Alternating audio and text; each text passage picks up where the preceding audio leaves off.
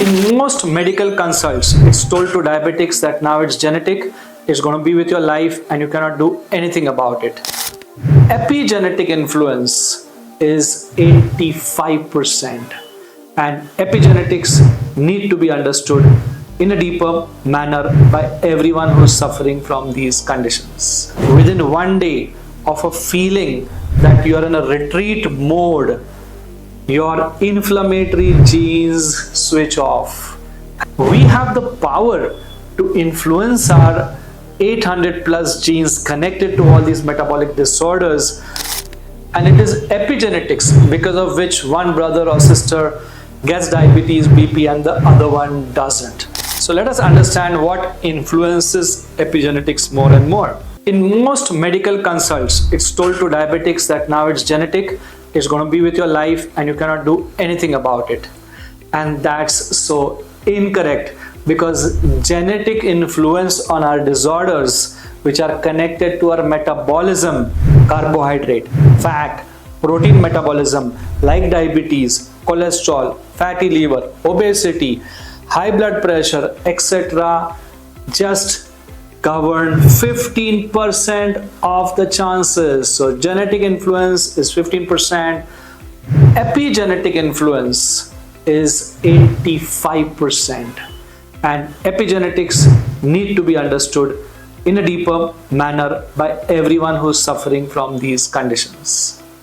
It'll be interesting for you to know that we have around 20,000 genes, out of which diabetes and related genes are less than 1,000, just 800 of them, which directly influence your insulin sensitivity, fat storage, liver detoxification, and inflammation. Now, think of genes as light bulbs, and a light bulb can be switched on or switched off using a simple button. So, to give an example in a very simple way, many times we find people who are traveling, let's say international travel with family and friends, going to Europe, are very relaxed in nature, in environment, and they are maybe having pizza, they are having white bread, they are not getting the best food, still their sugars are pretty good. The reason is, within one day of a feeling that you are in a retreat mode, your inflammatory genes switch off. And that's so unique. In one day that you are with nature or meditating or relaxed with family and friends, you feel so good that the inflammation inside the body, which is the swelling created, which interferes with insulin action, which raises your sugar levels, those genes start switching off within 24 hours. Isn't that magical to know?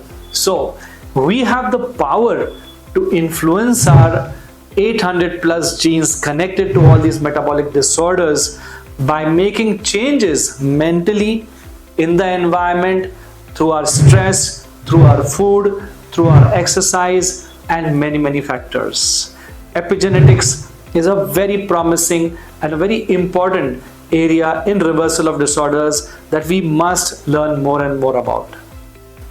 And it is epigenetics because of which one brother or sister gets diabetes, BP, and the other one doesn't. So let us understand what influences epigenetics more and more. One of the very important chemical in the body is methylated folate, which can actually impact almost 30% of these 800 genes. And methylfolate, many Indians, 40-50% of us, we cannot digest in synthetic form coming from folic acid. We need to have methylated folate in the natural form. So some of the best foods to get the natural methylated folate, top of the charts, are sunflower seeds, followed by lobia, which is black-eyed beans, but also you will get it in green gram, red gram, and Kabuli chana or chickpeas. You'll also get reasonable amount of methylated folate from spinach, methi, beetroot, and steamed broccoli. Papaya, oranges, little bit of mango also has methylated folate. So keep your methylated folate levels good, and if they are not good, it will reflect in some form in your blood work through hemoglobin, B12 or homocysteine levels. So talk with your doctor if you have adequate amounts of this and make corrections for it, not through just tablets but natural forms. Your genetic influence also needs adequate amount of vitamin B12, which is low in many people. We need to keep it above 500. And this is very important for nerve protection and overall repair of your DNA. Also vitamin B6, which works directly with folate and does repair work of many cells. And choline, which is influencing your brain and liver genetic balance. Please note that these nutrients are just not good to have, they have in today's times become must to haves if you want to reverse these health conditions. So good sleep is your daily LIC policy, getting your leptin, insulin, cortisol in place. And if you miss sleep, you are inviting inflammation, insulin resistance, brain fog and many problems. A whole food plant-based diet is like genetic medicine because it gives you all the polyphenols, all the antioxidants, good fiber and many tools for your genetic repair. Stress does activate the inflammatory genes, so it's important that you do de-stressing activities as they suit you. Some people love going out for a walk in the morning, so add a little bit of contact with earth directly, grounding. It's highly anti-inflammatory.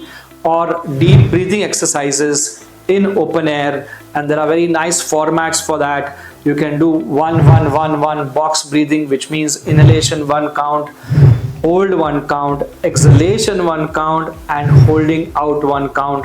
And from this typical box breathing you can go to 1-2-2-1, and better is 1-4-2-2, which means you're holding for 4 units. So work on your breathing 5 to 15 minutes every day, meditation, relaxation, being with near and dear ones, having therapeutic relationships whereby you can express what has happened during the day, what has bothered you about the day and what you're looking forward for in the coming days. Toxins coming from pesticides, plastic and pollution also derange your epigenetic expression, so try and keep them away as much as possible. Use cooking ware which is non-toxic, organic, and also go for organic food produce whenever you can. And fasting, typically prolonged fasting, activates autophagy and genetic regulation.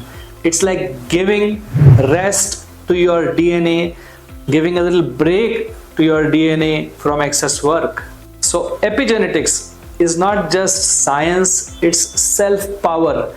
It tells you very clearly that you are a creation of how you think, how you feel, how you breathe, how you sleep, how you eat, how you exercise. So you can create a sculpture of yourself.